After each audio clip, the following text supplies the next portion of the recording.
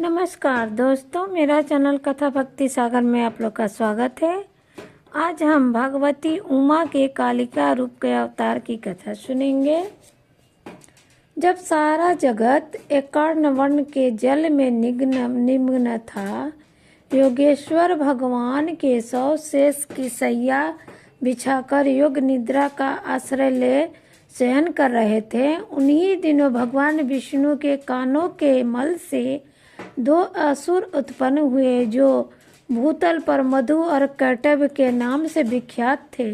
वे दोनों विशालकाय घोर असुर प्रलय काल के सूर्य की भांति तेजस्वी थे। उनके जबड़े बहुत बड़े थे। उनके मुख दाढ़ी के कारण ऐसा विकराल दिखाई दे रहे थे मानो वो संपूर्ण जगत को खा जाने के लिए उग्र हो। उन दोनों के भगवान विष्णु की नाभि से प्रकट हुए कमल के ऊपर विराजमान ब्रह्मा जी को देखकर पूछा, अरे तू कौन है? ऐसा कहते हुए उन्हें मार डालने के लिए उन्नत हो गए। ब्रह्मा जी ने देखा ये दोनों दैत्य आक्रमण करना चाहते हैं और भगवान नारद जनार्दन समुद्र के जल में सो रहे हैं। तब उन्होंने परमेश्वरी का स्तवन किया और उन्हें प्रार्थना की, अंबिके तुम अब इन दोनों को दुष्ट असुरों को मोहित करो और अजन्मा भगवान नारायण को जगा दो। इस प्रकार मधु और कर्तव्य के नाश के लिए ब्रह्मा जी के प्रार्थना करने पर संपूर्ण विद्याओं की अधिदेवी जगत जननी महाविद्या फाल्गुन शुक्ला द्वादशी को त्रिलोक्य मोहिनी शक्ति के रूप में प्रकट हो महाकाली के नाम से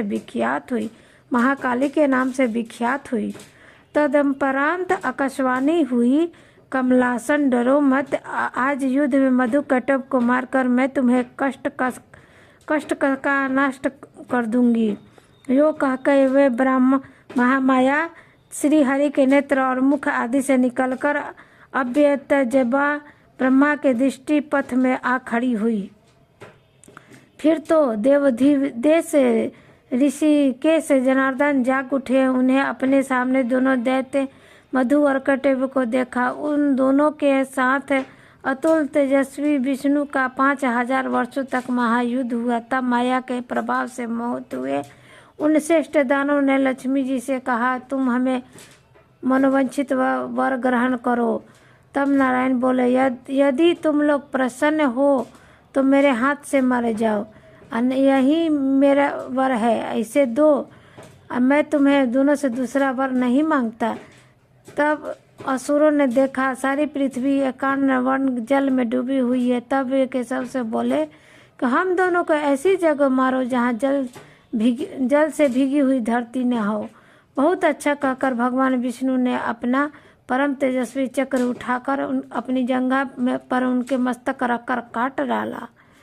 तो यह कालकारिणी उत्पत्ति का प्रसंग कहा जाता है। इसे ही माँ काली की उत्पत्ति हुई थी।